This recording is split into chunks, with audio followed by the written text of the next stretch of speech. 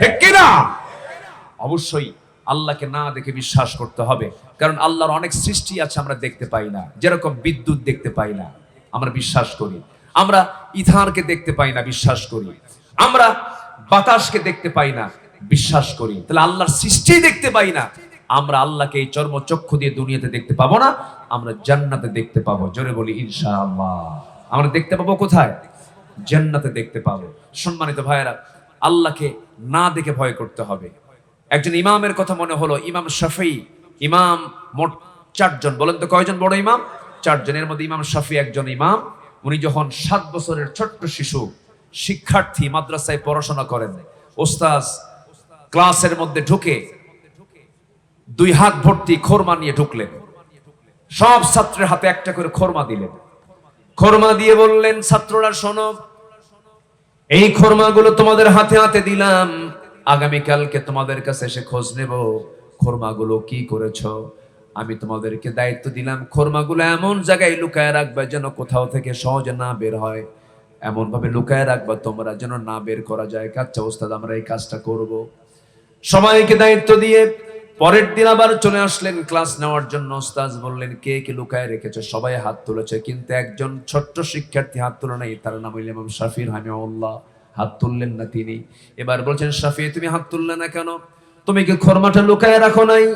ইমাম শাফিঈ বলছেন, ওস্তাদ আল্লাহর কসম করে বলি, আপনি আমাকে দায়িত্ব দিয়েছেন, আমি আপনাকে অবহেলা করি নাই, কিন্তু আমি এই খোরমাটা রাখার জন্য, লুকায় রাখার জন্য পৃথিবীর এমন কোন জায়গা নাই যে জায়গাটা পাবো, যে জায়গায় আমার আল্লাহ দেখেন না, আমার আল্লাহ জানেন না। আমার আল্লাহর কাছে কোনো গোপন নাই, প্রকাশনের সব জায়গায় তিনি দেখেন। অতএব যে আল্লাহর কাছে কোনো কিছু গোপন করে রাখার কোনো সুযোগ নাই, সেই জমিন আমি কোথাও খোরমা রাখার জায়গা পাই নাই। শাফিঈ ওস্তাদ বললেন, বুঝতে পেরেছি, আমার এতগুলো ছাত্রের মধ্যে একটা ছাত্রী পেয়েছে আল্লাহওয়ালা, সেটা হচ্ছে আমার শাফিঈ, সে বড় আলেম হবে। আল্লাহু আকবার বলো। তাহলে আমার আল্লাহর কাছে কোনো আড়াল আছে? কোনো আড়াল আছে? আমরা আকাম কুকাম যেটাই যদি করার চিন্তা করি, কিন্তু আমার আল্লাহর কাছে কি আড়াল হওয়ার কোনো সুযোগ আছে? না।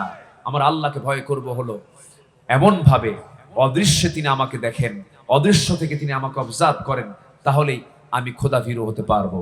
নাম্বার 2 হচ্ছে হালাল হারামের সূক্ষ্ম সীমারেখা রক্ষা করে চলা। জীবনের সকল জায়গায় কোনটা হালাল কোনটা হারাম, এটাকে আমার অবশ্যই বাছ বিচার করে চলতে হবে। একই ব্যক্তি মাহফিল কমিটির সভাপতি, আবার একই ব্যক্তি যাত্রা কমিটির সভাপতি। আসতে বলবেন না, আছে না নাই? একই ব্যক্তি 5 ওয়াক্ত নামাজ পড়ে, আবার উনি সুদের কারবার করে। সুদখোর নামাজি মনে হয় সাতক্ষীরাতে নাই।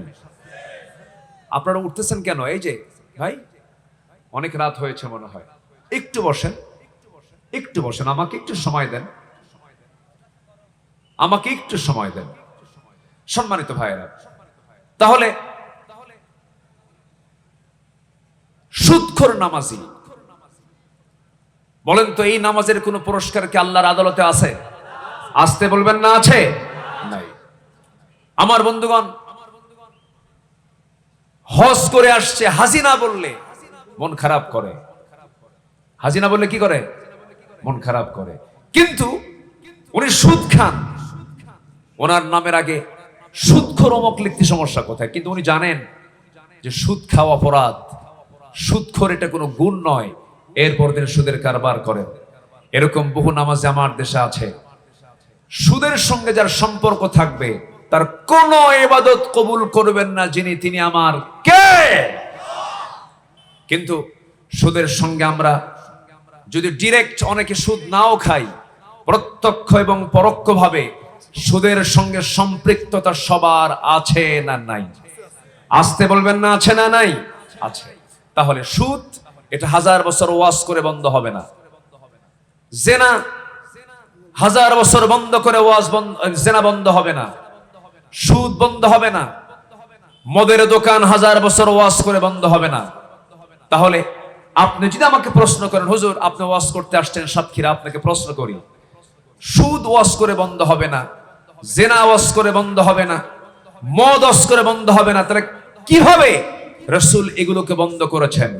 এগুলোকে বন্ধ করার জন্য নবীজির পন্থা যদি অবলম্বন করতে হয়, কথা একটাই, জমিন আইন প্রতিষ্ঠা করতে হবে একমাত্র আল্লাহ তাআলা।